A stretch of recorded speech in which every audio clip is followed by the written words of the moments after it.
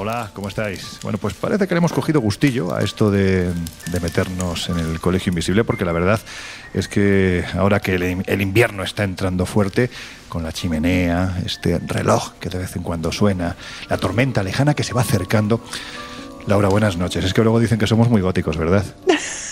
Bueno, pero ya nos va, o sea, por lo menos a mí me va el rollo gótico. Mira Miguelillo se dejó la mantita. La verdad es que al pobre lo teníamos frito, ¿no? Con los lugares fríos, y hay que decir que el Colegio Invisible es especialmente frío. Jesús, ¿por qué no echas un poquito de leña en la chimenea? Tú que eres el leñero en el doble sentido del programa. Sí, además yo también soy friolero, vamos a darle pero esto como un poco pinta de de candela. leñador, tiene más pinta de leñador, Josep. Míralo, por ahí viene. Sí, pero yo soy el que menos frío tiene porque soy el que más grasa también tiene. Bueno, pero mira qué majo es, que viene con su sombrero de chef y de un... Hombre, Josep, es un detalle que traigas un cafecito, porque además ahora mismo, la verdad, bueno, es un caldo. Ahora mismo el caldo entra muy bien. Una sopita. Bueno, pues mira, nos ponemos aquí alrededor de la chimenea, y si os parece, antes de empezar, dejadme que maneje la palanca. Mejor tú, Jesús, que Sí. yo para esto soy bastante malo. Dale al proyector, vemos lo que he preparado y comentamos después. A ver... Listo. Hey, wake up, everybody! It's a gorgeous day! Gorgeous day, come here. 20th Century Fox presents the story of Carla Moran, Okay, now look. the most extraordinary case in the history of psychic research. Everything broke loose, it went crazy, and everything was shaking. The bed was shaking, and the walls were shaking, and... Like an earthquake. No, it wasn't like an earthquake. It was much stronger than any earthquake. Oh, wait a minute. Honey, I don't really understand this. You were attacked? ¿Qué queréis que os diga? Yo, en las películas de miedo, cuando era jovencito, más jovencito, la verdad es que me gustaba verlas. Ahora ya me provoca cierto rechazo, la verdad. No me gusta pasarlo mal. Y esta película, El Ente, Laura, que hay que decir que está basada en un caso real, tiene mucho que ver con la temática que vamos a tocar esta noche. Los experimentos en parapsicología, en espiritismo y, en el caso del Ente, el análisis de esta persona a la que le pasaban cosas muy raras, ¿verdad? La verdad es que es un caso sorprendente. O sea, yo cuando vi la película y supe que estaba basada en un caso real, me interesó muchísimo investigar realmente qué había detrás. Y bueno, esta señora era una mujer de no demasiados años, 30 y algo, que empezó a tener abusos sexuales de un ente invisible. Ella decía que eran tres los entes que la sujetaban. Uno de ellos es el que perpetraba los abusos, las violaciones, y los otros dos simplemente la sujetaban. Viene a responder un poco a ese esquema de los incubos y los súcubos, ¿no?, de toda la vida. Claro, la primera reacción de los investigadores cuando fueron a verla fue pensar que estaba loca. O sea, realmente le llegaron a recomendar que fuera un psiquiátrico. Pero luego empezaron a presenciar ellos cosas que no podían explicar de ninguna de las formas, y lo más sorprendente del caso es que la llegaron a llevar a un laboratorio. En el propio laboratorio sufría los mismos abusos. Era posible ver incluso cómo sus pechos se hundían sin haber nada encima, o, por ejemplo, llegaron a conseguir ver, con humo, por decirlo de alguna forma, el cuerpo de algo incorpóreo que no estaba allí, evidentemente de un hombre que se posaba encima de ella. Laura, entiendo, perdona, es que claro, es que esto es muy, muy sorprendente. Claro, tú estás en un contexto de laboratorio, con lo cual esta persona estaba perfectamente monitorizada, cámaras, etcétera, etcétera. Sí. No, por eso te digo que es uno de esos casos realmente sorprendentes, y para aquellos que quieran averiguar un poco más, solo con que pongan realidad o investigación que se llevó a cabo con Carla Moran, verán que realmente hubo todo tipo de investigaciones. Se intentó hacer pruebas. En la película es un poco más fantasiosa porque hacen pruebas como de helio, cosa que no se llegó a realizar jamás, pero sí que se hicieron pruebas, lo que te decía, o sea, con vapor, con humo, para ver si entre ese humo se conseguía pues ver alguna silueta, y efectivamente consiguieron ver perfectamente la silueta de un hombre de medio cuerpo que se posaba encima de ella. Conseguían aparecer pues arcos lumínicos inexplicables en las fotografías. En las grabaciones que hicieron de audio se oían pasos, se oía como arrastrar, como si algo se arrastrara hasta el cuerpo de ella, y realmente los fenómenos eran increíbles. Ella nunca dejó de sufrir esos fenómenos. Cuando decidió dejar el experimento y retirarse un poco de la vida mundana porque no quería seguir en contacto con los medios o que su caso continuara resonando, según contaron posteriormente, sobre todo su hijo, que fue el que se vio más afectado por todas las circunstancias que colindaron este caso, y él dijo que nunca abandonaron de visitarla. Sí que es cierto que con los años fue bajando un poco la intensidad, pero que la mujer estuvo casi toda su vida sufriendo esa especie de abusos que además no podía controlar de ningún modo y no podía resolver. Claro, a mí lo que me sorprende, llegados a este punto, que me voy a poner en una tesis un poquitín escéptica. Estamos hablando de una persona que empieza a sufrir una serie de fenómenos paranormales en su casa, que es llevada, creo recordar que eran los laboratorios de la Universidad de California. Sí. Vamos a ver, ese fenómeno poltergeist que se está produciendo en su casa va a más, a tal punto, es que esto es muy extremo, ojo, que se produce una violación física. Vamos a ver, aquí la policía no tenía nada que decir. Pero es que antes de que continúes, una cosa peor, es que cuando ella dejó de estar ante los medios, luego trascendió que había sufrido incluso un embarazo sin feto, pero embarazo dictaminado por un médico.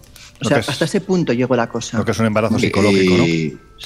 No, a ver, bueno, cuidado, porque... Con efectos físicos, sí, te iba a decir. Porque es habitual, y yo he estudiado algunos casos de visitantes de dormitorio, que es un tema inquietante, en el que los testigos... Bueno, perdona, Josep, esto sería lo más parecido a una visita de dormitorio.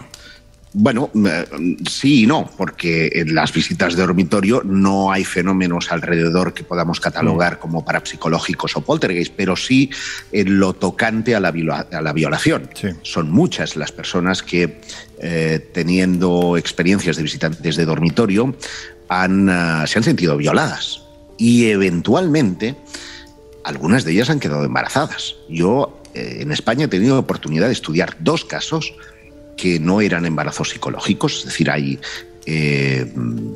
ecografías de por medio y que perdieron el feto alrededor del 3er mes, que también hay que decirlo, es el periodo normal en el que puede producirse una pérdida por causas naturales de ese feto.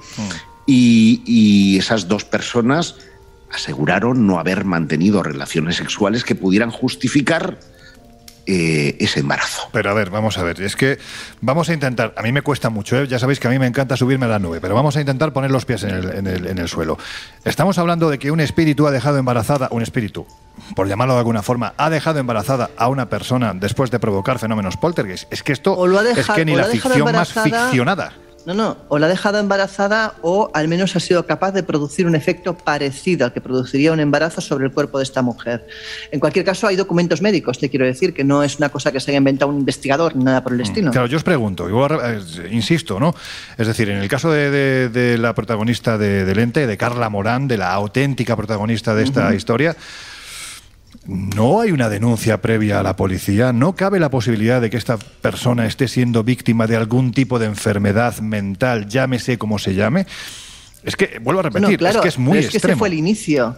Pero es que ese fue el inicio. El inicio fue precisamente que los investigadores, como que además eran del gabinete de una universidad, precisamente pensaron eso, pensaron que estábamos hablando de una persona que no estaba bien psicológicamente. Pero claro, cuando ellos empezaron a presenciar todo tipo de fenomenos, desde objetos volando, el hijo que salió despedido en una de estas y se le partió hasta el brazo, todo tipo de fenomenología, y la llevaron a un laboratorio y esa fenomenología se repetía y eran capaces de grabarla y de contrastarla ahí. ¿Y qué psicólogo cabe? Yo quiero decir algo al respecto, y es que en muchos de estos casos, no solo en el de Carla Morán, interviene un factor que se llama falsa memoria. Y es que, más allá de las cuestiones físicas, que podrían ser observadas por todos los demás, cuando hay de por medio este asunto de las violaciones, de los hijos perdidos, etcétera, etcétera, tienen mucho que ver con aquella información que el testigo ha asumido como propia previamente. Así, por ejemplo, si ha habido en las noticias numerosos casos de violaciones, si se ha comentado el tema de abusos sexuales por parte de familiares, puede asumirlo como propio, como una forma de llamada de atención, y esto ha dado lugar incluso a disputas judiciales muy interesantes, cuando sin mediar, en este caso, pues digamos, instrumentos médicos de por medio, algún análisis, etcétera, la persona ha denunciado a su propio tío porque le acusaba de abusos sexuales, y al final se ha podido averiguar que esa violación no era tal, sino que estaba en su mente a consecuencia precisamente de las cuestiones ambientales, sí, pero... las noticias, los amigos, etcétera, etcétera, etcétera. O sea, estamos hablando de un efecto contagio provocado por algo real. Exacto. Pero claro, ocurre... pero esto una vez está en laboratorio ya no tiene cabida. Claro, no, ocurre que en muchos de estos casos han superado la fina barrera entre lo real y lo onírico, porque a raíz de esa presunta violación han desarrollado síntomas pues como podría ser el estrés postraumático o como podrían ser, en el caso de lo parapsicológico, algunos efectos físicos que podrían estar relacionados precisamente con esa energía psíquica de la persona que, creyéndose víctima de esas violaciones, echa para afuera toda su energía psí. Vamos a ver qué nos cuenta Jesús. Pues además creo que con el pasar de los minutos y repasando algunos de los experimentos que hoy vamos a comentar, quizá podamos llegar a un punto intermedio, a un punto de nexo, ¿no?, entre lo más extraño y lo más convencional. Yo creo que Josep ha dado una serie de claves interesantes. De hecho, Barry Taff, que fue uno de los investigadores de la UCLA que siguió el caso de Carla Morán, llegó a comentar en su momento que él llegó a la conclusión de que efectivamente estaban ante un caso extraño, pero que quizá él era más de la hipótesis al final de que, tal y comentaba Josep, podría ser una manifestación casi extrema de un fenómeno poltergeist que provocaba pues esta clase de fenómenos. Pero además también cabe señalar que, como comentaba Josep precisamente, bueno, es un tema un tanto turbio, un tanto oscuro, pero al que no nos podemos vendar los ojos. Muchas veces esta clase de fenómenos, no solo relacionados con supuestos entes sobrenaturales, sino también pues en los visitantes de dormitorio con los seres extraterrestres o alienígenas, incluso durante el miedo al pánico satánico a finales de los 80, comienzos de los 90, donde bueno, pues podemos recordar que hubo una fiebre tremenda precisamente de que gente bajo sesiones de hipnosis afirmaba haber estado presente en determinados rituales satánicos, haber visto cosas terribles, y luego se descubría de que no había mucho más allá.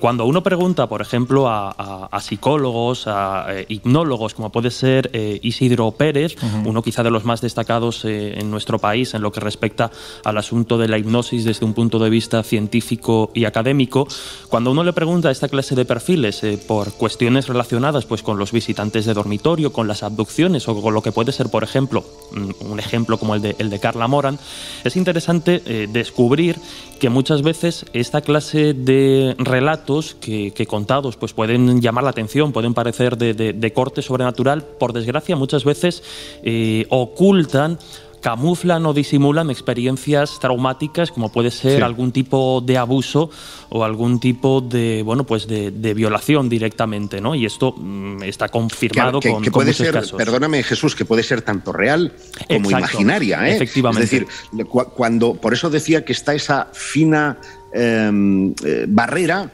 porque no la puedes documentar, porque no hay un parte de lesiones que te permita esgrimir que ciertamente eso ocurrió, y queda ahí en esa falsa historia que no sabes si ocurrió realmente o se la imaginó. Pero sí es verdad que en todos esos casos alguna parte de nuestro cerebro, algunos hablan de la glándula pineal, es capaz de liberar una energía extraordinaria que sería la responsable de los fenómenos, y por tanto no tendríamos la necesidad de acudir a espíritus para explicar esos fenómenos.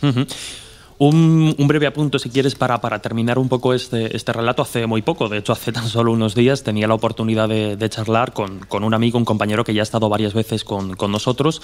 Él es el médico Manuel Berrocal, presidente durante los últimos años de la Sociedad Española de Parapsicología. Ya no está vinculada a ella, pero desde luego uno de los clásicos de esta institución de la investigación extraña en España. Y precisamente al hilo, pues hablando un poco de estos fenómenos extraños durante la noche, estos visitantes o gente sombra de la que hablábamos hace muy poco, me contaba un caso de estas características que antes señalabas. A la Sociedad Española de Parapsicología llegó un caso de una chica que durante algunas noches se encontraba con una especie de hombre sombra, de estos seres que denominaríamos gente sombra. Y claro, él me decía que en un principio, si se hubiesen quedado con ese relato, pues habrían tenido un caso tremendamente extraño. La investigación, más bien el tratamiento, porque al final ejercieron casi de psicólogos con esta chica duró cerca de 9 meses, hasta que de alguna forma, mediante pues terapias, sesiones de hipnosis y varias cuestiones más, llegaron a la conclusión de que efectivamente esta chica había sufrido abusos, que de alguna forma pues había acabado canalizando o disimulando ese trauma precisamente a través de un supuesto fenómeno extraño de visitante de dormitorio durante las noches. Entonces, como hemos comentado, es una fina línea difícil de atajar entre lo extraño y lo paranormal, y a veces pues lo traumático. El caso de Carla Morán es un ejemplo. De todas formas, antes de avanzar en las investigaciones parapsicológicas que se han desarrollado principalmente desde finales del 19 hasta, pues podemos decir que antes de ayer, hay que decir que si nos remontamos, Josep, al Antiguo Egipto, ahí da la sensación de que también, no sé si eran experimentaciones con parapsicología, pero sí es cierto que ya se realizaban en los templos algún tipo de experimentación curiosa, ¿verdad? Y que nos iría muy en la línea de lo que hablábamos antes de Carla Morán, habida cuenta de que, por ejemplo, el papiro de Ebers, que es uno de los tratados médicos antiguos más conocidos del Antiguo Egipto, que data de 1500 años antes de Cristo, ya se hace referencia, por ejemplo, a lo que llaman los templos del sueño, que también eran conocidos como templos oníricos o templos del sueño, y que eran considerados una de las primeras manifestaciones de lo que después vendría a llamarse la hipnosis. Una hipnosis de hace 4000 años, ojo al dato. Y estos templos muy deportivo te ha quedado eso. Estos templos, insisto, se erigieron por mandato de Imhotep, el famoso sumo sacerdote que erigió las pirámides, el gran arquitecto. Fue venerado, el gran arquitecto, efectivamente, para curar precisamente a las personas que decían ser poseídas por espíritus. 4000 años hace de esto, poseídas por espíritus. Un poco por eso decía que era el caso de Carla Morán. Pero esos templos del sueño en los que el sacerdote, vamos a decir, hipnotizaba a la persona que creía poseída, incluía no solo una sugestión hipnótica puramente dicha, sino que incluía cánticos, incluía invocaciones, a veces incluso sacrificios de animales, sacrificios de animales, que facilitaban que la persona, el paciente, aquel que decía estar acosado o poseído por los espíritus, pudiera entrar en un estado de cuasi trance y así expulsar a esa mala energía que le rodeaba. Pero ojo, es que este papiro Ebers contaba que alrededor de esos fenómenos, que tenían que ser muy sugestivos, se producían fenómenos, llamémosle hoy en día, paranormales. Por lo que podríamos deducir que esas cosas que hoy estamos investigando desde el ámbito de la parapsicología o del espiritismo ya se venían dando desde la más remota antigüedad. Y no solo en Egipto, también cuando estuvimos de viaje el año pasado en Grecia, hace 2 años, perdón. Sí, en fin de año de hace 2 años. Sí. Porque la pandemia nos fastidió en este caso, ¿no? Estuvimos en Grecia, estuvimos en los templos de Asclepio, el famoso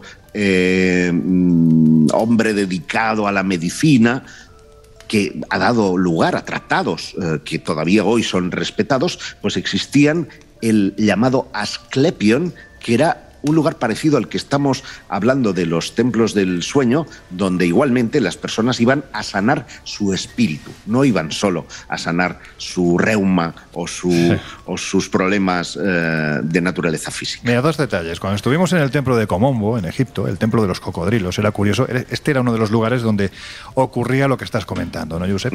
Pero es curioso cómo se seguía una especie de... no era un laberinto, realmente era como una especie de pasillo con forma cuadrada hasta que se accedía al templo, y en ese pasillo, que era donde esperaban los pacientes, algunos de ellos, como dice Josep, parecían estar aquejados de algún tipo de energía extraña que les hacía la vida imposible.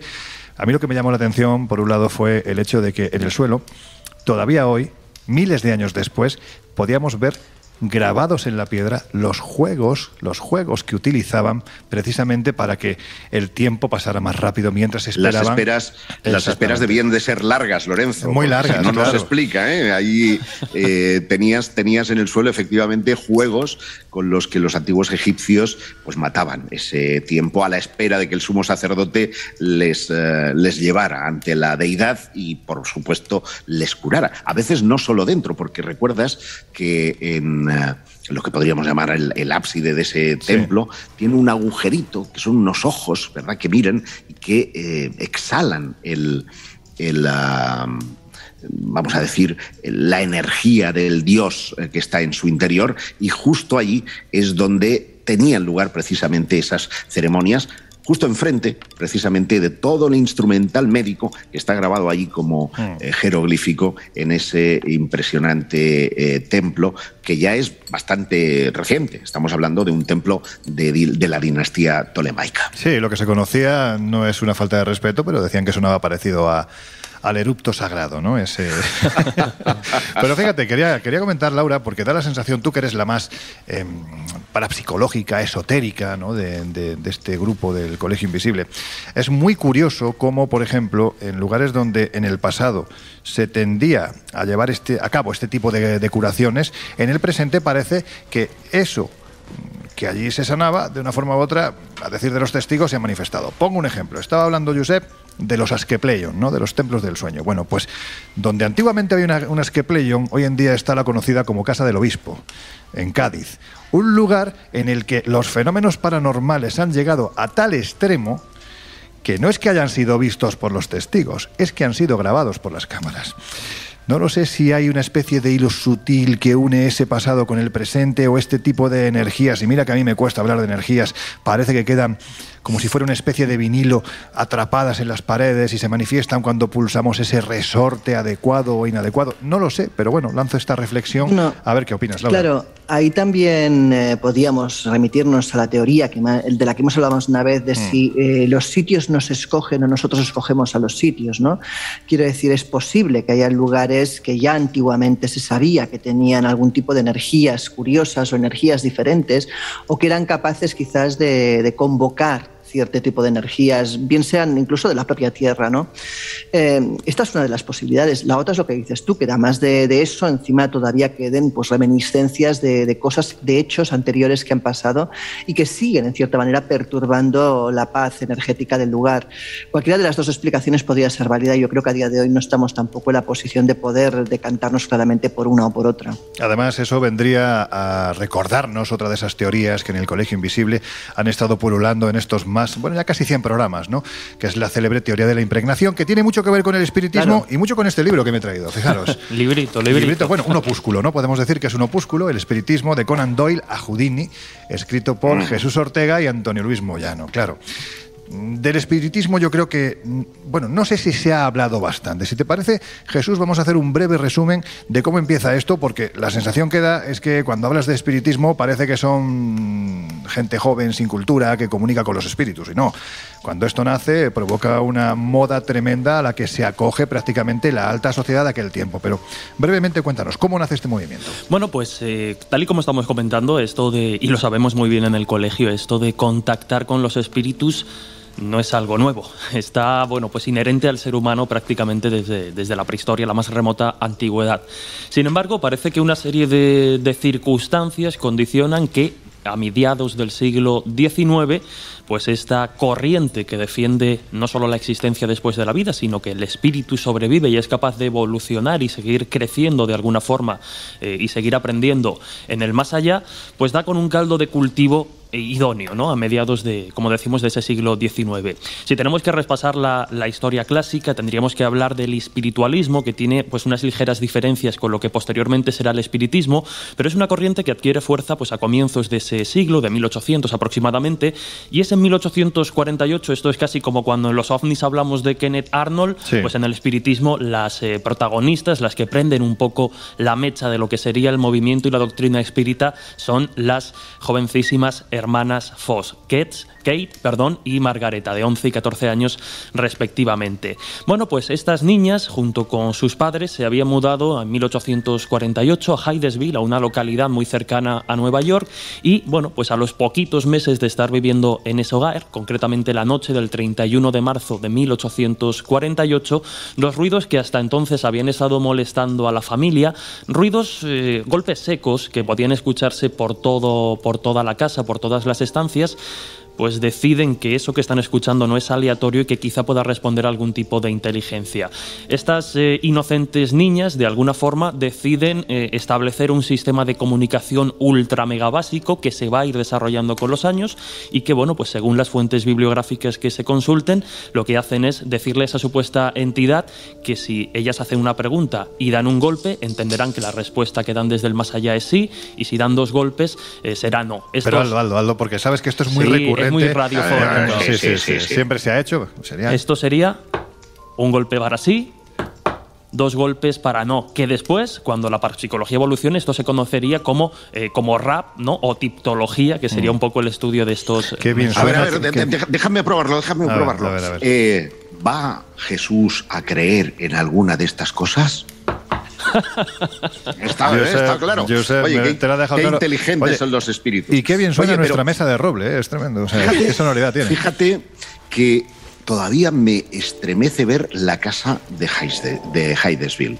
No sé si habéis visto fotos. Sí, claro. Es un cobertizo de madera. Pero es que realmente es un cobertizo de madera con esas 2 mujeres que, claro, ahora lo ves de una forma anacrónica, vestidas de la época. Es que vamos, no.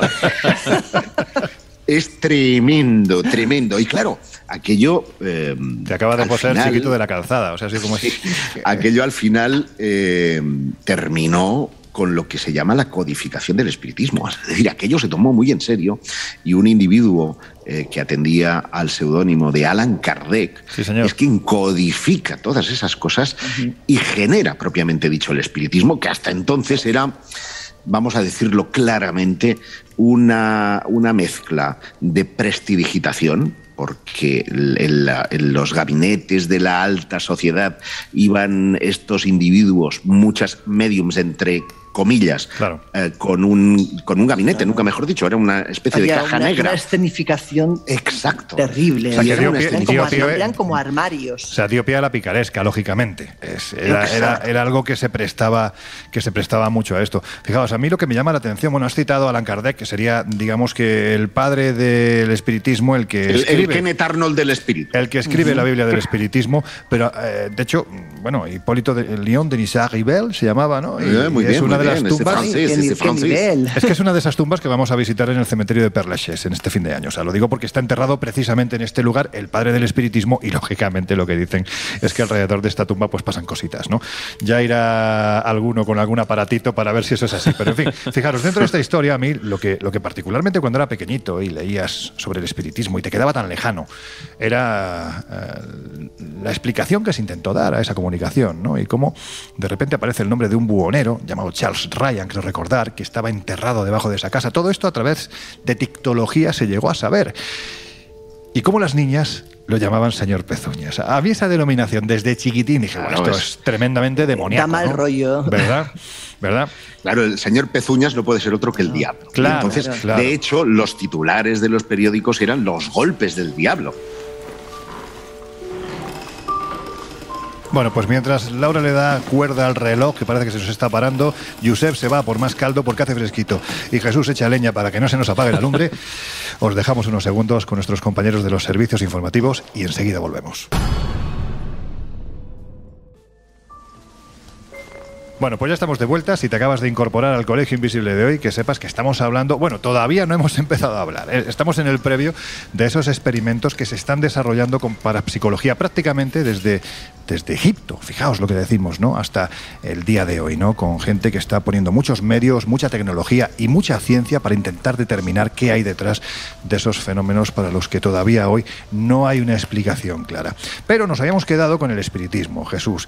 Y esto que parece muy antiguo y que nos remonta en cierto modo al siglo XIX, mediados del siglo XIX, hemos hablado de las hermanas Fox, de cómo se extiende, de cómo llega a Europa, de cómo los salones de té de la alta burguesía empiezan a practicar con este tipo de métodos de contacto, porque se genera toda una parafernalia experimental alrededor de este asunto. Pero lo que no sé si nuestros queridos oyentes y nuestras queridas invisibles, seguramente sí, porque están muy formados en estos temas de los que hablamos cada semana, pero el común de los mortales, yo no sé si saben que todavía hoy el espiritismo sigue siendo casi considerado una religión que es seguida por millones de personas en todo el mundo, incluso en España. Efectivamente, incluso en España. En España quizá no sea de los países a día de hoy donde más impacto o seguimiento genere, pero son muchos los centros, son muchas las asociaciones de estudio que hay repartidas por todo el continente. Por ejemplo, bueno, pues en Brasil y en otros países de Latinoamérica vemos que el espiritismo sí que tiene o goza quizá de más popularidad y más seguimiento. Pero insisto, en España son muchos los centros, son muchas las personas que siguen pues generando actividades alrededor de esta doctrina, y yo de hecho, bueno, pues tengo muy buena relación con Juan Miguel Fernández, con María Jesús, que son un poco los responsables de la Asociación de Estudios Espíritas de Madrid. Y que son un encanto. Por la que yo creo que prácticamente todos hemos pasado a lo largo de la historia de esta asociación, que lleva ya muchos años en España. Y bueno, pues creo que lo más interesante era precisamente escribirle, preguntarle a Juan Miguel Fernández algunas cuestiones sobre el espiritismo a día de hoy. La primera, pues para hacernos una idea, es precisamente cuál es la rutina, digamos, de una asociación espírita, porque bueno, pues nosotros estamos acostumbrados a ir a las charlas a las que nos invitan y demás, pero ellos durante la semana realizan actividades, algunas, las menos, de cara al público, y otra serie de actividades pues que incluyen sesiones de mediumnidad, sesiones precisamente de contacto con el más allá y los espíritus, según su doctrina, y sesiones para ayudar a sus miembros. Así que la primera pregunta para Juan Miguel Fernández es esa, ¿no? ¿Cuál es la rutina o cuáles son las actividades que se organizan a día de hoy pues dentro de una asociación de estudios espíritas? Me imagino que cada uno, que no tenemos nada superior que nos pueda marcar unas pautas determinadas para nuestro funcionamiento, pues tenemos lógicamente unas actividades distintas. Yo puedo hablarte de la Asociación de Estudios Espíritas de Madrid, donde realizamos 4 días a la semana actividades. El primer día lo dedicamos a la mediunidad, basándonos fundamentalmente en el conocimiento de los socios que ya llevan mucho tiempo estudiando la doctrina y que no permitimos que personas ajenas asistan a nuestras reuniones. Reuniones dedicadas a la asistencia espiritual de caridad y también a recibir mensajes por de espíritus que nos orientan sobre temas concretos y determinados, pero no curiosos. Tal y como señalábamos, el espiritismo está todavía muy presente, así que hemos preguntado a Juan Miguel, que además es uno de los responsables, de los que también está muy involucrado en el Congreso Anual de Espiritismo que se organiza en España, pues ¿cuántas asociaciones espiritistas y cuántos seguidores se calcula que puede haber aproximadamente a día de hoy en España? Y si por tanto podemos entender que es todavía un movimiento vigente. Actualmente inscritos como adheridos a la Federación Espírita Española, alrededor de unas 30 asociaciones. No cabe la menor duda de que hay otras muchas más que realizan tareas de adoctrinación, tareas de divulgación del espiritismo, pero que no están legalizadas a título de federación. Espiritistas en España es muy difícil de precisar, porque no hay una relación de espiritistas que se hayan manifestado así en este tema, ¿no? No obstante, es un movimiento que sigue muy vigente porque actualmente hay muchas personas que se incorporan a los centros espíritas, porque hay un cambio actualmente, un cambio espiritual. Las personas buscan, las personas se están despertando, y esto es gracias, naturalmente, a las redes sociales, a los medios de comunicación, que como vuestros programas pues están en las redes, y que naturalmente todos hablan de temas relacionados con el espíritu, con la reencarnación, con el progreso espiritual, es decir, con todas estas cuestiones que todos pues tenemos muy vigentes, por lo tanto estamos pues muy actualizados, y sobre todo aquellos que somos espiritistas estamos muy contentos de que haya tanta divulgación a través de las redes sociales y de los programas de internet. Y bueno, pues para terminar, ya lo adelantábamos, el espiritismo desde que surgió a mediados del 19 ha sabido adaptarse y ha sabido llegar muy bien a nuestro tiempo. Bueno, pues la última pregunta para Juan Miguel Fernández, repetimos, presidente de la Asociación de Estudios Espíritas de Madrid y un encanto de persona que controla la historia del espiritismo y la doctrina como nadie.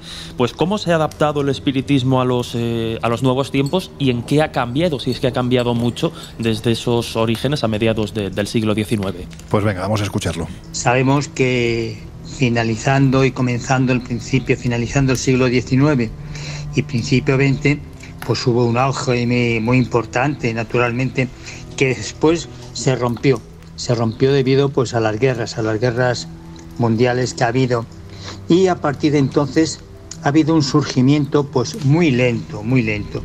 Concretamente en Europa ha sido donde más lentamente se ha desarrollado, no obstante, pues en los países latinoamericanos o Brasil inclusive, o más en Estados Unidos, el espiritismo ha sido y es pues una dedicación, es una doctrina filosófica que adquiere pues mucha seriedad y que sobre todo hay muchas personas que se dedican a ellos. Nosotros, gracias a los programas que realizamos a través pues de Mindalia, del Ojo de Horus, de Ghost Town, de divulgadores, etcétera, se ponen en contacto con nosotros gente de los lugares más extraños, desde Egipto, te puedo decir como curiosidad, Egipto, Australia, Japón, por supuesto desde Estados Unidos, de México, Latinoamérica, toda prácticamente, ¿no?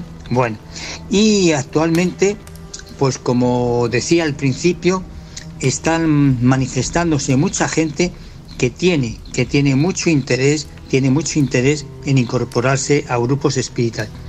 El problema, ¿cuál estriba? El problema que es una filosofía que es altruista, es decir, las personas que realizan este tipo de actividad en un centro determinado son personas que tienen que aportar de su bolsillo propio, naturalmente para mantener las instituciones. Y esto es lo más complicado, porque sabemos que localizar un local, ponerlo en marcha, el compromiso sobre todo también de la gente es complicado. No todo el mundo quiere comprometerse, no todo el mundo quiere tener responsabilidad respecto a este tema, y bueno, pero sí que va aumentando. De hecho, ya desde el año 80 y tantos, pues figura el Consejo Espírita Internacional, que organiza los congresos mundiales cada 2 o 3 años en diferentes países, y donde asisten espiritistas de todo el mundo a exponer sus temas, a realizar un congreso, como es lógico y natural. En España todos los años realizamos uno. Concretamente, el día 6, 7 y 8 de diciembre próximo, realizaremos pues un congreso aquí en Cataluña, concretamente en Salou, donde estará presente pues desde Divaldo Pereira Franco, Edith Wenning, también, por ejemplo, Yusar Al-Tornol, en fin, bastantes actividades que tenemos todos los años en relación con este tema. Por lo tanto, pues estamos en tiempos de crecimiento y tiempos mejores. Hay que decir que a colación precisamente del fenómeno espiritista nace una sociedad que todavía hoy existe y que está considerada, podemos decir, que la más seria, rigurosa y bueno, pues en lo que se refiere a la investigación, la que más ha hecho precisamente por la investigación de estos temas, que es la Society for Psychical Research. Bueno, hay que decir, hablas, hijo. No tan bien como Laura, por ejemplo, que en fin, claro, la filología inglesa ahí se nota. Pero en fin, lo intentamos. No es cuestión de hablar, sino de oído. Josep, estamos hablando de que esta gente, que como digo, nace más o menos paralelamente o a raíz de los fenómenos espiritistas, precisamente para investigarlos. Si bien es cierto que descartaron muchos de ellos, que hubo fraudes muy sonoros, también hubo fenómenos o personas, en fin, que determinaron que aquello era raro, como diría uno que conocemos. Efectivamente. La SPR, que es el acrónimo precisamente de la Society for Psychical Research, en realidad se originó a raíz de una discusión entre un físico y un periodista. Anda. O sea, que los periodistas también tenemos culpa en todo esto. Casi porque siempre. Impresionados por aquellas cosas que estaban pasando en Hydesville y cómo aquello había encontrado su eco en los salones de la aristocracia y de la burguesía en media Europa, querían poner algo de razón, de ciencia en toda aquella investigación. Y un año más tarde, en 1882, se funda esta sociedad que, fíjate, los fundadores son la escritora irlandesa Jane Barlow, el químico Sir William Crookes, el físico Sir Oliver Lodge, que por si alguien no lo sabe fue el individuo que hizo el primer telegrama sin hilos, para entendernos, el ganador del premio Nobel Charles Richet, francés, y el psicólogo William James, un psicólogo catedrático de Harvard, no cualquier psicólogo. Joder, es que estamos hablando de un nivelazo. Claro, un nivelazo, pero es que no te lo pierdas, porque cuando empiezan a investigar fenómenos se van a añadir a ese elenco personajes de la talla de Darwin, personajes de la talla de otros premios Nobel.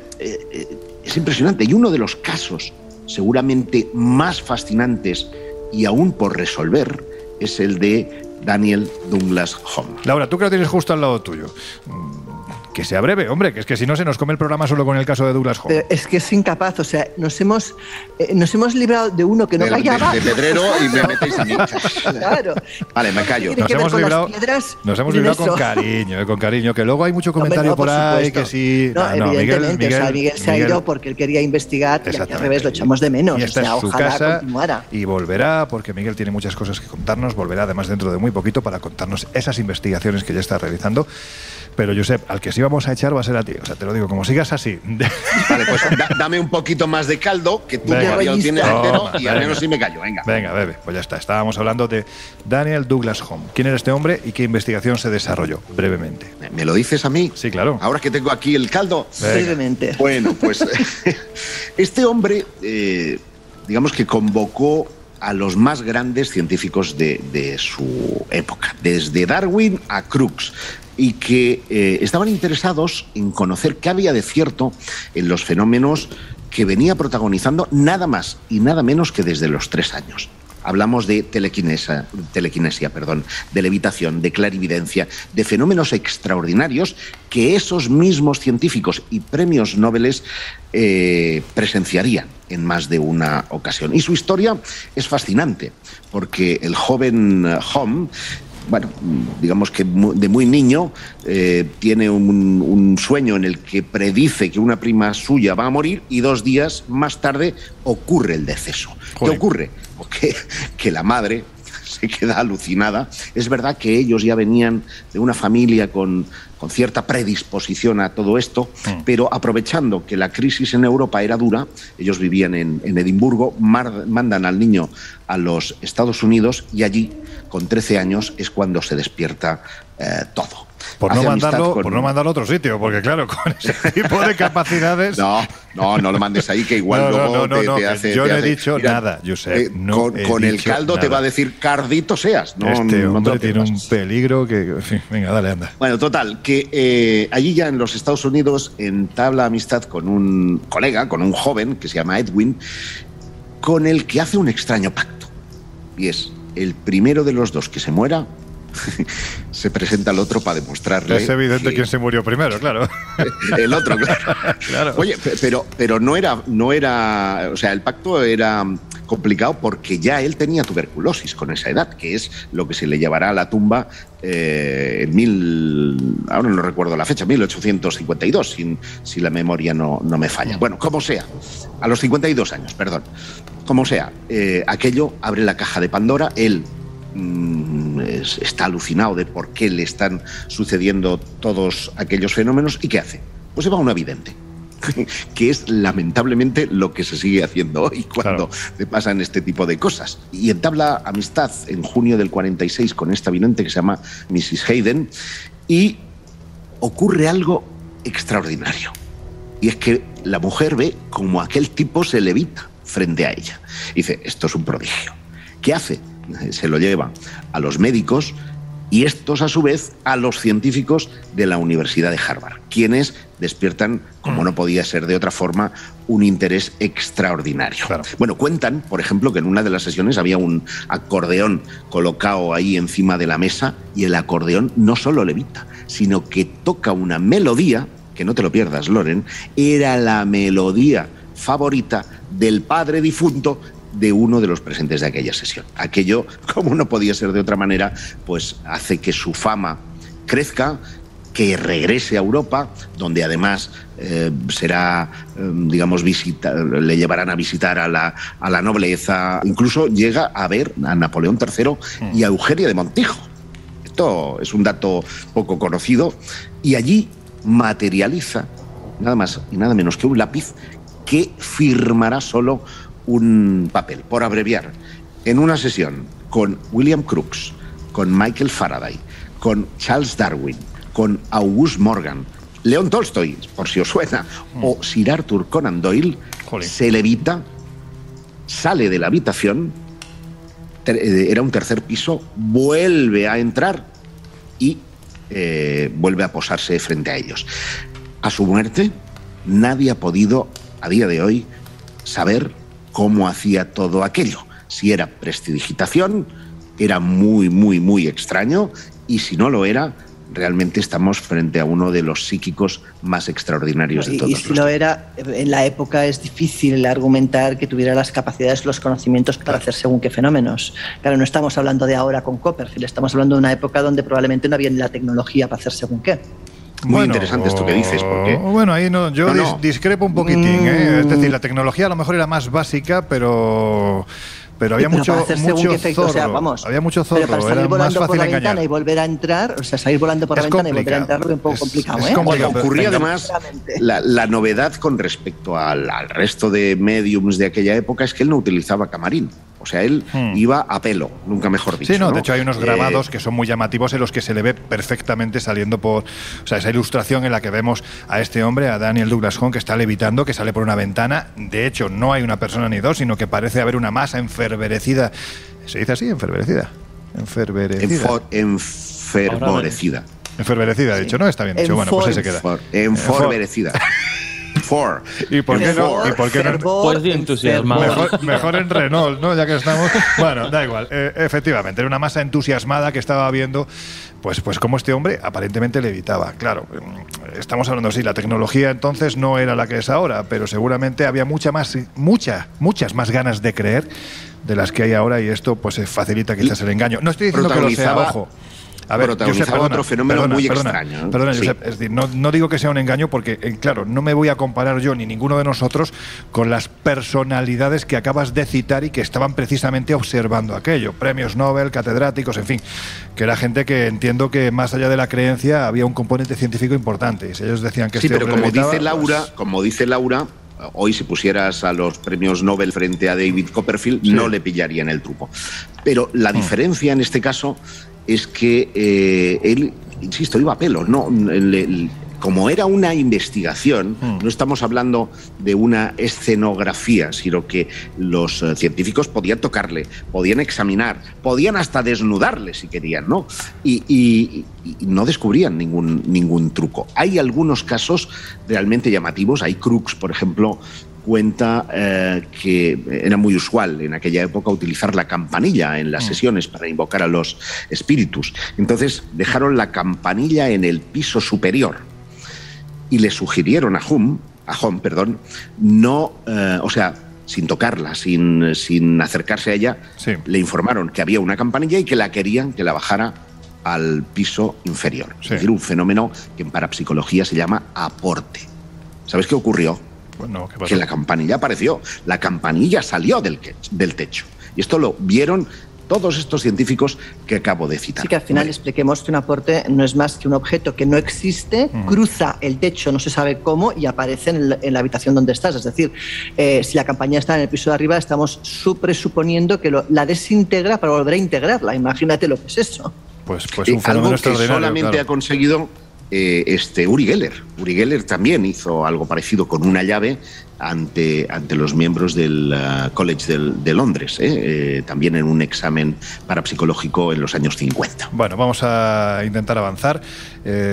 Yo veo que Jesús está mirando la chimenea, no para decir que sí, pero en su cabeza está diciendo que no. Es decir, Jesús. No, es que hay que entender el espiritismo.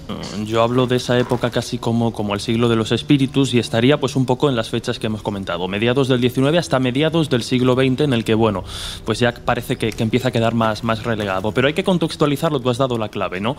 Una sociedad que estaba, desde luego, muy motivada a creer. Hay que entender el espiritismo en un paréntesis de tiempo muy complejo. Entre la Guerra Civil Americana, a mediados de los 50, provoca, como podemos imaginar, miles de bajas.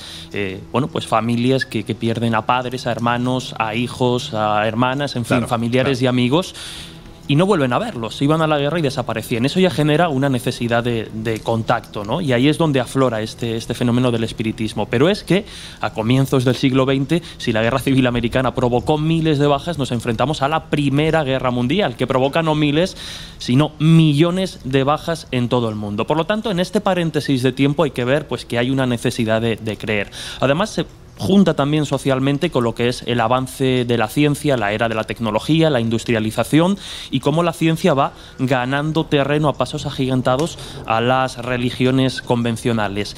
Y el espiritismo, aunque podamos interpretarlo a día de hoy como una forma de religiosidad, de alguna forma lo que hace es, voy a utilizar un palabra de estos raros, es democratizar el más allá, porque mientras tanto, hasta el momento, el contacto con el más allá había estado gestionado por determinados sacerdotes o determinadas figuras que en rango pues no estaban al alcance del común de los mortales. Sin embargo, el espiritismo, por varios métodos... Ni siquiera Jesús, porque la religión católica ni creía en el tema de los espíritus. Efectivamente. Y aunque el espiritismo luego es una especie de sincretismo, porque de hecho las primeras palabras del siglo del libro de los espíritus de Kardec es si existe Dios, y el espiritismo tiene una parte que es el evangelio según el espiritismo, en fin, que hace ahí una mezcla rara pero orgánica con el cristianismo. Como digo, en esa época hay que entender pues que empezamos a poder llamar por teléfono a miles de kilómetros de distancia sin necesidad de estar cerca de esa persona.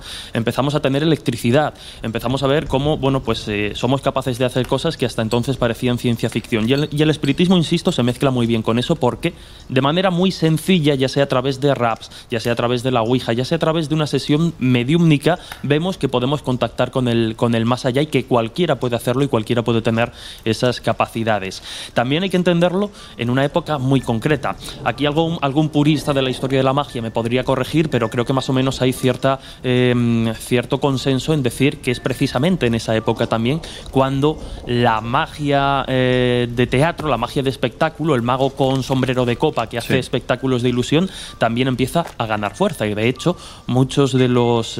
Al revés, Jesús, al revés, yo ahí discrepo. Es el hecho de que no va nadie a los teatros el que faculta que muchos prestidigitadores pasen a ser mediums, porque al menos necesitan un sustento. Es justo al revés. Efectivamente, sí. Muchos de ellos, bueno, el propio Houdini, antes de convertirse en un azote de mediums y espiritistas, llegó a lucrarse durante un breve periodo de tiempo precisamente simulando el contacto con el más allá. Pero precisamente es este boom de magos, de ilusionistas, de escapistas, que empiezan a desarrollar técnicas asombrosas para generar ilusiones y sensaciones increíbles. Bueno, de hecho, el propio Houdin, que sería un poco el mago francés que inaugura toda la corriente de magia de teatro y del que luego Houdini se inspiraría para bautizarse, ¿no? como artista, ya manejaba electroimanes tremendos debajo del escenario para generar, no efectos de levitación, pero sí efectos pero efectos, digamos, muy parecidos, ¿no? Entonces, sí que como tal la tecnología no estaba desarrollada como hoy en día, pero el ingenio, si tú vas a tratados de magias, a la biografía de Houdin o a los ingenios que llegaba a crear no Houdini sino su ayudante, es increíble lo que generaba. Bueno, la desaparición de un elefante, ¿no? Por poner quizá uno de los efectos más famosos de Houdini en ese momento. Entonces, ahí es una línea interesante entre la magia y la mediumnidad quizá más de espectáculo, porque otra cosa sería pues eso, el espiritismo más doctrinario, pero hay una línea interesante entre magos y mediums, incluso bueno, pues una especie de guerra, ¿no?, entre determinados magos que se dedicaban a infiltrarse en sesiones de mediums y buscarle todos los trucos. Bueno, lo que está claro es que esto daría para un debate tremendamente amplio. No sé si para una guerra verbal, porque estoy viendo que tanto Josep como Jesús están muy interesados en entablar este debate, pero si os parece, nos vamos a relajar unos minutos escuchando una de nuestras esenciales mientras echamos un poquito más de leña a la lumbre. Josep, vete por un poco más de caldo, que esto está bueno, o mejor un café. Yo ahora quiero carne, porque si no me como a Jesús. A ver si me va a empujar al fuego en lo que... Bueno, pues madre mía, escuchamos esta esencial. Sí, y... es el que tiene más pinta de lechón, desde luego. Por la edad, quiero decir. El más jovencito estará más tierno, digo yo. Bueno, pues no sé si son lechones o son caldos o lo que son. Ahora me acabas de dejar descolocado. Vamos a intentar recuperarnos mientras escuchamos esta esencial. Enseguida volvemos.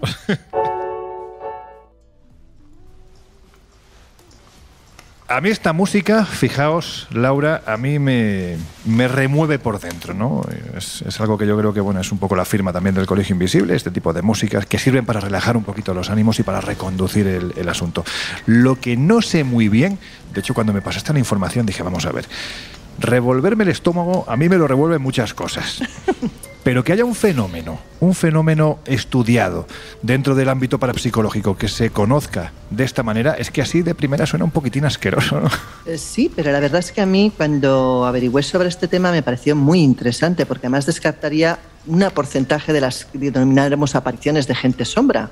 Y me explico. Mira, el señor que descubre esta historia se llama Gaverot, es un señor de nacionalidad francesa, aunque de orígenes rusos, y este hombre trabajaba en robótica. De hecho, él era el director del departamento de electroacústica y automatización del Centro de Investigaciones francés.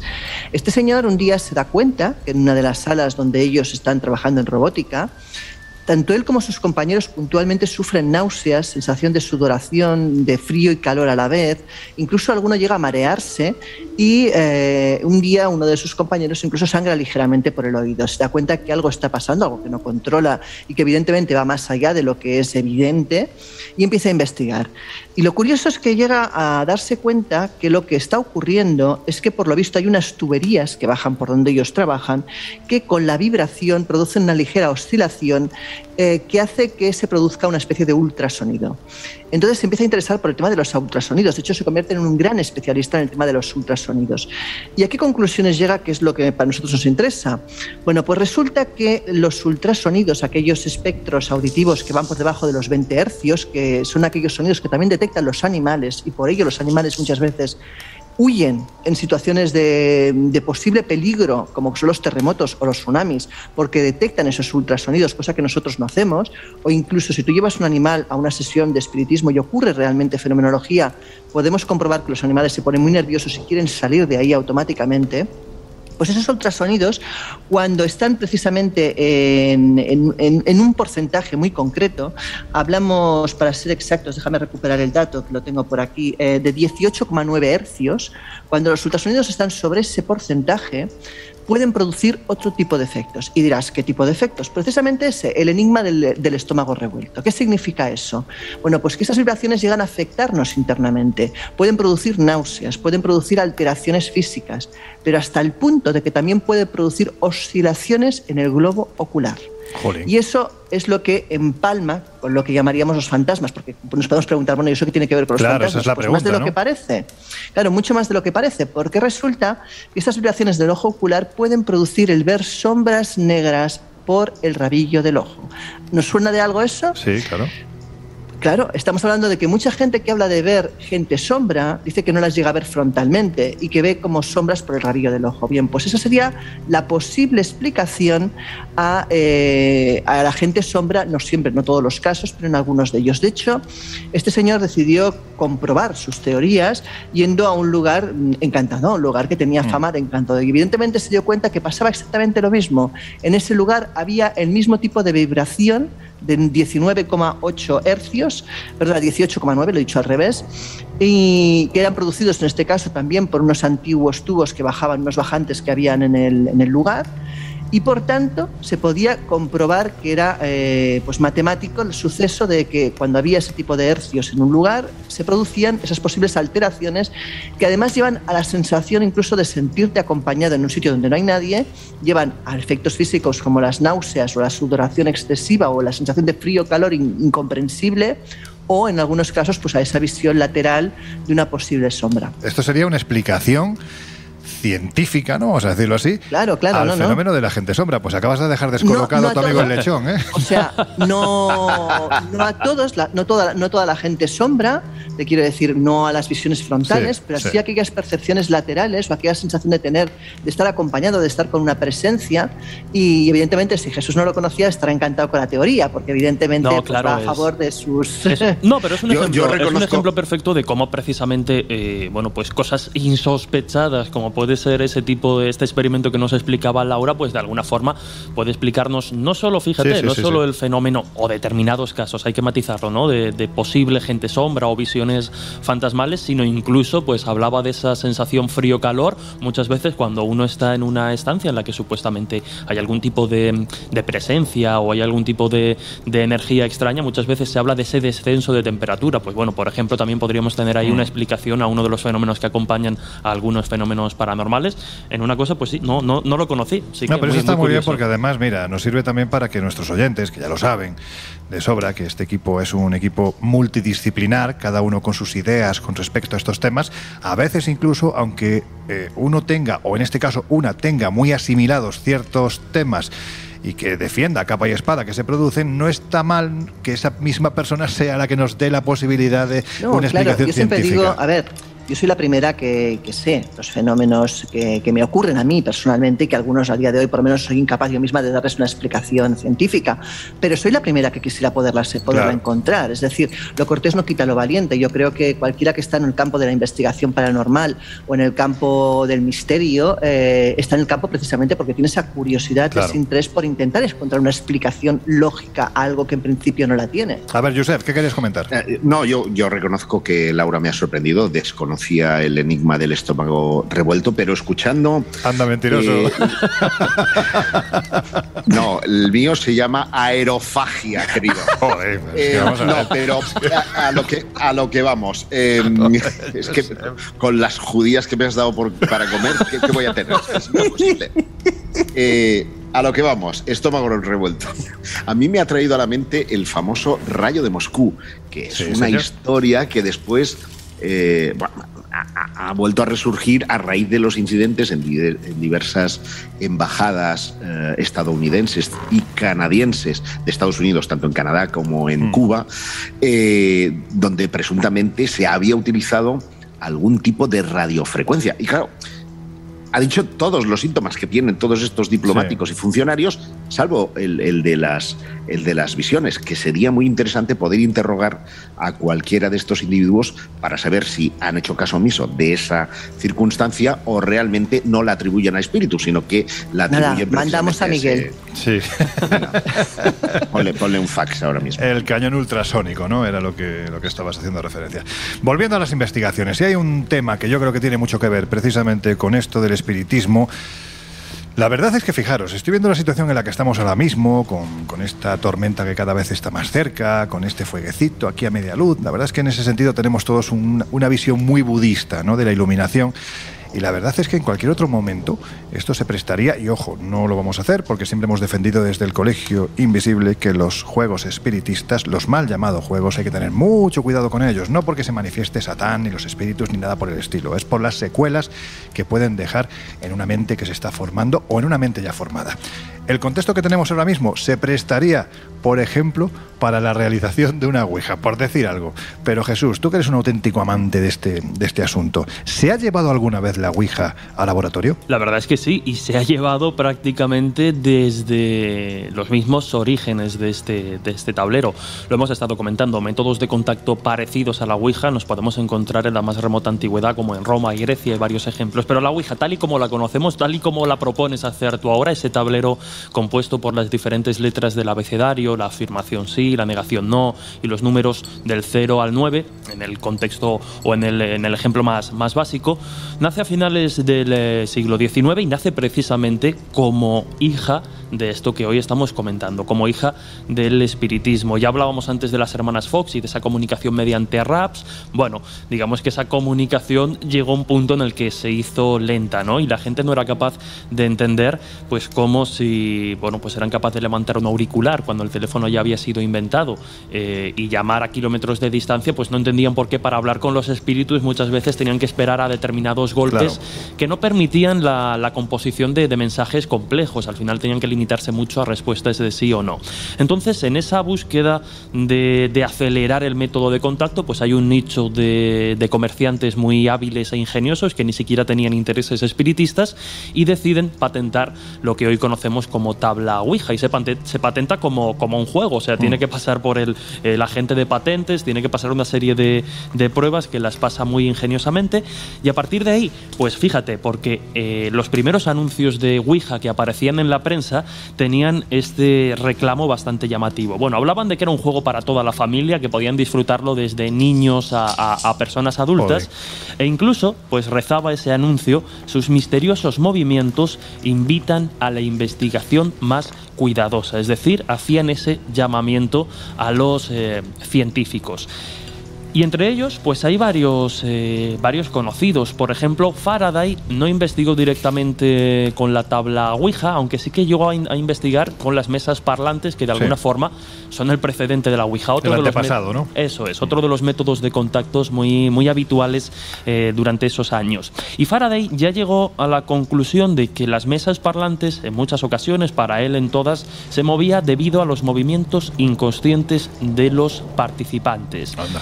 Sería Joseph Jastrow, otro científico contemporáneo de comienzos del siglo XX, además un psicólogo que se adelantó. Sí, de hecho estás hablando, lo que dices tiene un nombre, y es la pérdida del sentido de agencia, es decir, cuando uno mismo no es consciente de sus propios movimientos.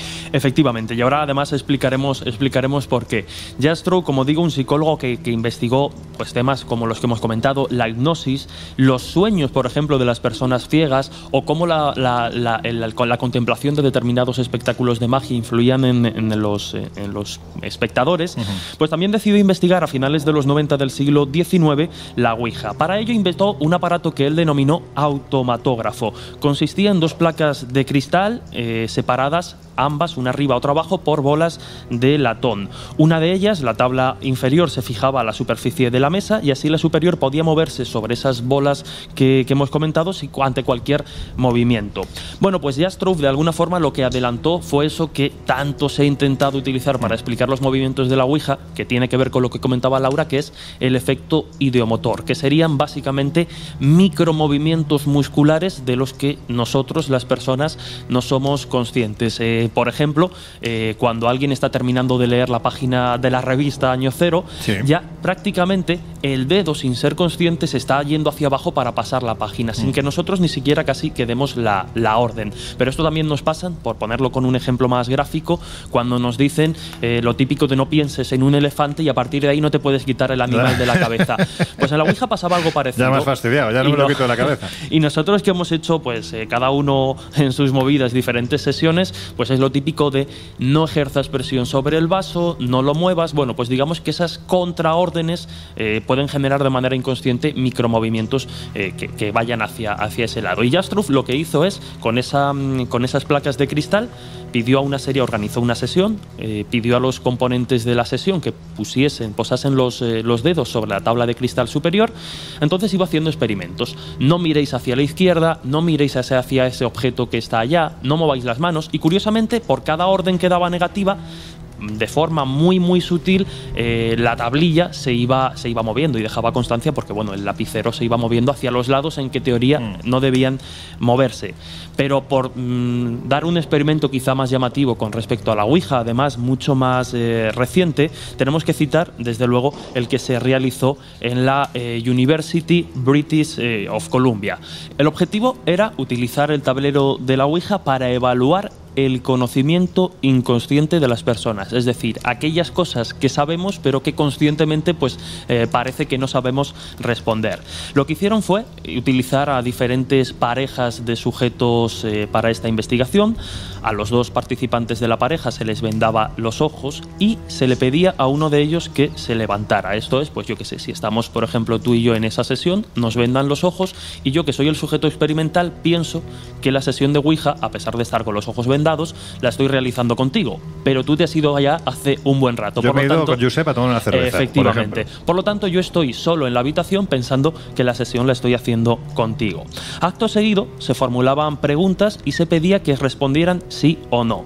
Pues bien, los resultados demuestran que 2 de cada 3 preguntas son respondidas correctamente, aun cuando el participante, en este caso yo, creo pues no saber la respuesta. No sé, se me ocurre si me preguntan cuál es la capital de Francia. Bueno, pues sabemos que es París, pero pongamos que yo, o de otro país más complicado, y pongamos que yo conscientemente no sé responder a esa pregunta. Pues bien, a esas preguntas, mediante la sesión de Ouija, se respondía de forma correcta. De hecho, se hizo otro experimento en el que al sujeto se le decía que la planchette, ese objetito que se utiliza para movernos por las letras del abecedario en la Ouija, sería movida por otra persona, pero esa persona estaba en otra sala. Pues igual, yo contigo, tú en otra sala, y pienso que de alguna forma estamos conectados, ¿no? Bueno, pues el porcentaje de aciertos de respuesta, cuando la pregunta se hacía directamente, cuando a mí me preguntasen directamente cuál es la capital de Francia, yo, pues supongamos que no sé qué es París, no sabría responder. Y cuando se hacía mediante ese experimento, sí. El índice de respuestas, ojo, es bastante llamativo. Es que cuando se hacían directamente, el índice de acierto o el porcentaje de acierto era del 50%, y cuando se hacían las preguntas mediante la Ouija, el índice de acierto era del 65%. Hay un detalle interesante en este experimento. Curioso. Y es que el efecto... Estadísticamente te suelen decir que a partir de un 25 es relevante, o sea, imagínate. Claro, no, y de entrada tenemos pues un 15% de aciertos mayor que respondiendo de forma consciente. De hecho, bueno, yo creo que aquí hay un ejemplo que más o menos conocemos, pero hay psicólogos que de alguna forma utilizan la Ouija o métodos similares para comunicarse, por ejemplo, con niños autistas o niños que tienen algún tipo de problema para comunicarse. De hecho, las conclusiones de uno de los investigadores involucrados en este estudio, el doctor Rensing, decía que podremos saber, mediante pues experimentos parecidos a este, podremos saber qué es lo que sabe nuestra mente consciente, cómo lo recuerda, incluso cómo lo procesa y si hay más sistemas de procesar la información en el cerebro. Y esto podría ser interesante incluso pues para afectados por enfermedades neurodegenerativas como el Alzheimer, ¿no? Que de repente hay cosas que no les viene a la memoria o a la mente consciente, pero que sí que está rondando en esa mente inconsciente y que a través de la Ouija de alguna forma se puede comprobar. Para mí esta clase es una pasada lo que estás diciendo ahora mismo, ¿eh? Sí, claro. Es que depende además estamos en el colegio invisible, pero depende del entorno en el que lo digas, te pueden quemar en la hoguera. O sea, bueno, pero a mí me parece, fíjate, a mí me parece un estudio que, para mi punto de vista más escéptico, crítico con el fenómeno, porque tal y como hemos visto en sus orígenes era un juego de entretenimiento que incluso se utilizaba para ligar, es decir, para poder... Sí, casi. Sí, o sea, claro. Diciéndolo muy a lo bestia. Voy a pillar esta noche. Sí. No, pero te imagínate, es un poco como lo del juego de la botella. Estás un grupo, a ti te gusta el de no sé qué y intentas empujar el vaso para que diga que vais a Claro, incluso con la... vamos a ver, es el mismo tipo de juego. Mira, eso quería hacer yo en mi primera Ouija y ¿sabéis qué pasó, no? No sé qué hiciste, no os lo he contado nunca. ¿Qué pasó? A ver, ¿Que te liaste con un tío? No. Os lo juro por mis 2 hijos, Instituto Egara, donde actualmente es la central de los Mossos d'Esquadra en Cataluña. Ese era mi instituto. Y a la hora del patio nos juntábamos una banda, pues a lo que era el escenario, en la sala de actos, detrás, en las candilejas, hacíamos Ouija. Y yo, que me gustaba una chiquita, digo, pues yo voy a hacer aquí lo más que impresione, ¿no? Y le pido al supuesto espíritu que está allí, si realmente eres un espíritu, manifiéstate físicamente y violentamente para que todos podamos verlo. Bueno. Recibí una descarga en el pecho que salí disparado como 2 metros hacia la pared, pero los testigos, o sea, yo noté que salía volando, pero dicen que es que, o sea, me levanté del suelo, o sea, que es como que me hubieran dado un rejostión, ¿no? Y todos salieron corriendo. Naturalmente, a mí me faltaron piernas para que en cuanto caí al suelo, volver a salir y salir corriendo de esa... ¿Había algún cable pelado cerca? Os juro que no, pero la motivación era esa, era intentar ligar y al final el que ligó fue el conmigo. Oye, de todas formas, y ya que tengo la palabra, quería decir 2 cosas muy breves. A ver, vamos a intentarlo, que sea breve. Y es que toda esta cuestión de la Ouija y otros métodos externos que se utilizaron en esa época constituyen una iniciativa, especialmente de la SPR, sí, de intentar no fiarse de los medios. Ellos acaban concluyendo que la mayoría de las historias son fraudes y que necesitan un método que no dependa al 100% de los mediums, porque los mediums eran quienes levantaban con cosas de metal en sus muñecas las mesas, claro, quienes giraban con métodos. Entonces ellos lo que dicen es, vamos a tratar de que los fenómenos no dependan de un medium, sino que constatemos que realmente estos son así. A todo esto porque hay un individuo que se llama Gustav Gelley que está obsesionado con tratar de saber si los fenómenos están en nuestra cabeza, si los fantasmas, si las telequinesis están en nuestra imaginación o son visiones reales. Fijaos lo que se están preguntando en 1898, ¿eh? Una disquisición que aún en el siglo XXI no hemos logrado responder satisfactoriamente. Año, por cierto, en el que se editó la primera edición de la novela de Drácula de Bram Stoker. Es una fricada mía. Ya salió el vampiro. Tenía que decirlo. Josep, te he cortado, no sé si quieres comentar alguna cosa más. Ya está, era de un apunte, una vez que soy breve. Bueno, pues eso está bien, hombre, no me has dejado muy sorprendido. Y antes le recordaba a Laura otro fenómeno que no lo he presenciado, pero he visto la consecuencia, que es el del ectoplasma, algo que llamaba mucho la atención también en los salones espiritistas de esa época. De hecho, cuando los científicos se vuelven escépticos, ya no se habla de espiritismo, sino de parapsicología. Ergo, si la alquimia es la madre de la química, el espiritismo podemos decir que es la madre de la parapsicología. Y le recordaba a Laura un experimento llevado a cabo por José Antonio Lamic, director del grupo Hipergea de Barcelona, y con una medium lograron sacar de su boca un pedacito de ectoplasma. No pienses mal. No, pedacito de ectoplasma. Es que con este hombre no se puede. Sí, que piensa mal sobre ese. Es que es increíble. O sea, es que. No, estaba pensando. Estaba pensando en esas fotos. No te ven. No, claro, esas fotografías. Recuerdo esas fotografías que se publicaron en su momento en Karma 7 de ese pedacito que era tremendamente llamativo. O sea, perdona, continúa. Pues yo era brillante, fosforescente, en unas condiciones muy determinadas, con químicos, con médicos. Él era el único periodista que estaba allí que cogieron el estilete y pudieron sacar pues un trozo de unos 10 centímetros. Cuando yo lo vi, que ya estaba seco como la mojama, era como la falange de un dedo, ¿eh? Eso es. Pero lo interesante es que constituía la primera vez que se cogía un ectoplasma en el mundo. Esto ocurría en España, ocurría en Barcelona, y que además el análisis químico y espectrográfico de ese material concluía que no era nada extraordinario. En realidad eran células muertas, era material orgánico, sobre todo mucha glucosa, que salía del cuerpo de aquella mujer. Con lo cual es muy interesante hacer referencia a experimentos como ese, porque en España también hemos tenido mucha y muy buena parapsicología científica. De hecho, fíjate que cuando el ectoplasma ha sido fingido, como en el caso, por ejemplo, que se estudió también de Helen Duncan, se dieron cuenta que la composición no era esa, la composición era queso con no sé qué de agua, o sea, una porquería. O sea, lo que te provoca el síndrome del estómago revuelto. Del estómago revuelto. Total, al cubo. Todo está vinculado. O sea, que lo lógico de pensar es eso, que el ectoplasma, cuando sale de la medium, lógicamente esté compuesto de materiales orgánicos que existen en el cuerpo humano. Claro, yo me imagino que todos y todas las invisibles saben perfectamente de qué estamos hablando, ¿no? Es decir, es una sustancia que el medium va generando en ese estado de trance, en ese estado alterado de conciencia, y que en muchos casos, como el reconocidísimo, yo creo que todos hemos visto las fotografías en alguna ocasión, de Katy King, que está tan, en fin, pendiente de de muchas respuestas, aunque también haya muchas respuestas ya dadas, ¿no?, a este suceso, pero efectivamente ahí se ve como esa sustancia aparte, no recuerdo si era de boca o de nariz, y se acaba separando del cuerpo y conformando literalmente lo que sería una especie de espectro, ¿no?, que va cobrando pues una especie de vida o de no vida durante unos minutos hasta que literalmente desaparece, ¿no? Eso a finales del 19, principios del 20 era muy, muy, muy habitual que se produjesen este tipo de... Venga, Josep, dilo, si estás deseando, de moquetes gigantes.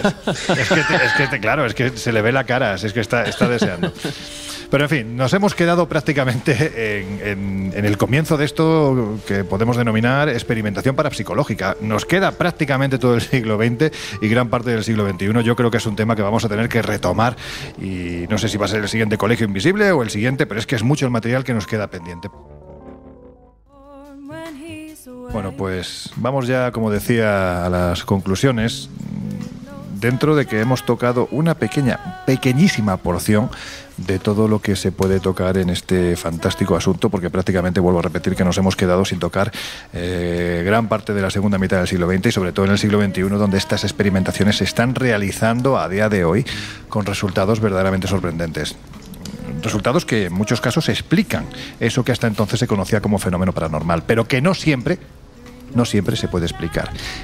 Esta es la pregunta que os lanzo. ¿Esto qué significa? ¿Que no todos los fenómenos son explicables y que por lo tanto tenemos algo exógeno, externo, detrás de ellos que podría validar su paranormalidad? ¿O es que simplemente no tenemos la tecnología todavía? Pues se supone que habrá de las dos cosas. Yo creo, yo soy la primera defensora de que muchas de las cosas que ocurren tienen que tener una explicación científica, lo que pasa que a día de hoy no la conocemos, ¿no? O sea, si tú a un hombre prehistórico lo llegas a confrontar con una televisión, pues imagínate lo que hubiera pensado, que estaba ante, yo qué sé, un fenómeno paranormal como mínimo. Evidentemente la experiencia, la tecnología, la ciencia, pues va desarrollándose y llegará un momento que igual hay cosas que ahora tenemos por paranormales que igual no lo son. Igual tiene una explicación. Otra cosa es que requieran quizás un funcionamiento diferente de nuestra mente o de nuestro entorno. Pero en cualquier caso yo creo que más allá de eso pues estaremos en un porcentaje. O sea, habrá cosas que sí y probablemente hay cosas que no, o que al menos durante mucho tiempo no sabremos explicar.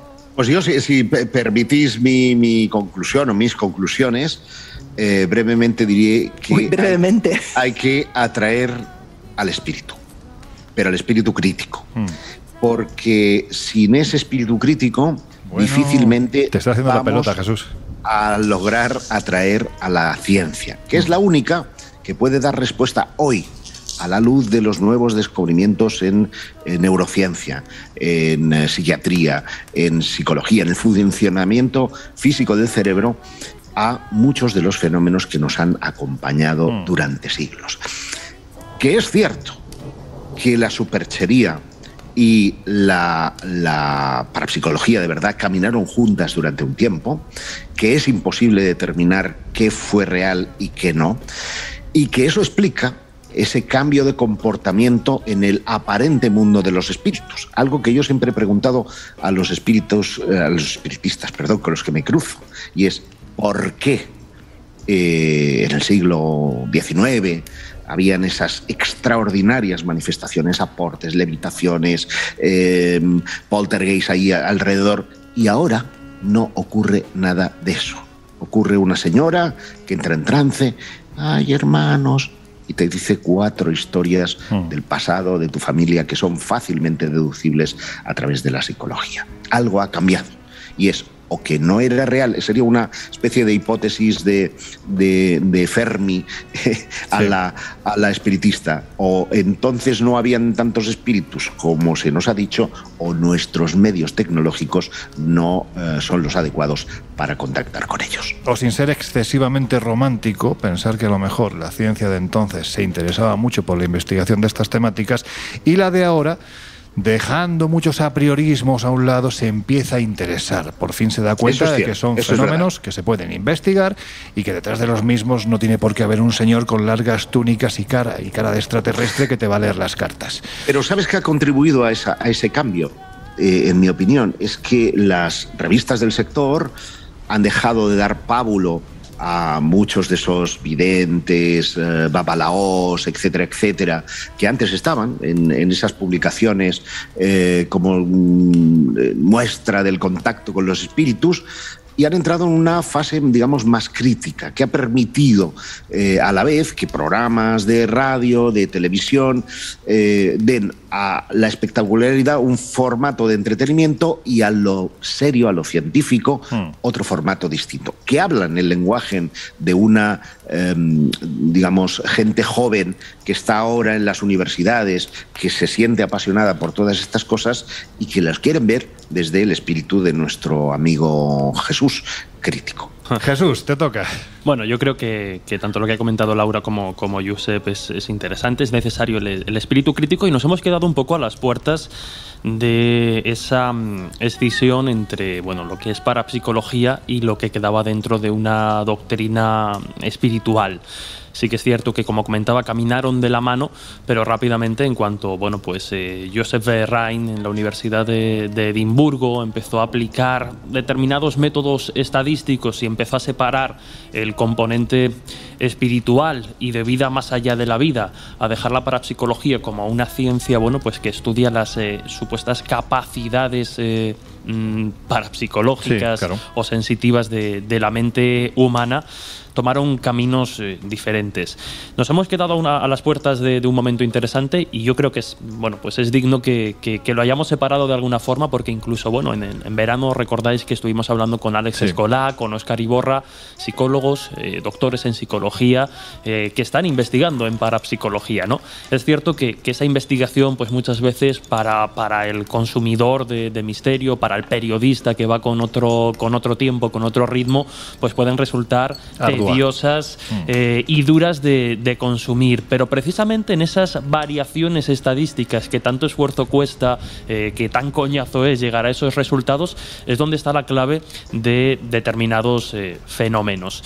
Bueno, yo creo que soy un apasionado, creo que ha quedado claro, de lo que es la época del espiritismo, porque, entre otras cosas, es la responsable de determinadas creencias que hoy día tenemos, e investigar ahí, descubrir un poco más a sus personajes y cómo se generaron ciertas ideas, nos puede permitir también comprender un poco algunos fenómenos. Josep ha comentado algo interesante y lo dejo un poco casi para el final, a modo de reflexión también para los invisibles. Él ha hablado precisamente de cómo se ha ido bueno, pues haciendo menos habitual el que veamos fantasmas o apariciones tal y como se veían en el siglo XIX. Pero pensad una cosa, ¿no? Y es interesante, y cómo la cultura influye y condiciona determinadas creencias o fenómenos. Precisamente, iba a decir una cosa, pero por ejemplo, el ectoplasma que manifestaban algunos mediums, mejor dicho, sí, es que prácticamente algunos estaban muy bien hechos y otros parecían auténticos teleñecos. O sea, quiero decir con esto, pero claro, eso que en la época generaba miedo y generaba pavor e inquietud porque era asimilado precisamente con la aparición de un fantasma, hoy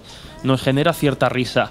Y al revés. Pero Jesús, esto te pasa cuando tú miras ahora la Guerra de las Galaxias. Momento.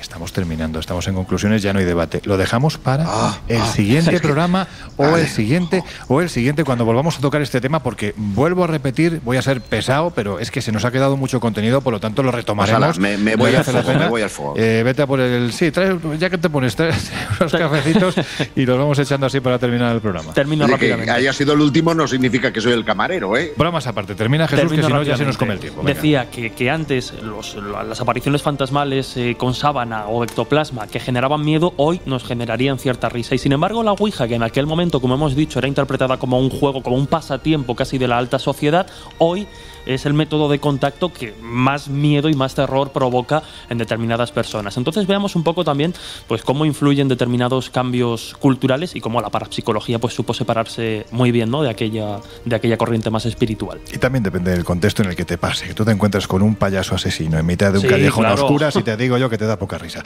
Bueno, en fin, venga, terminamos ya.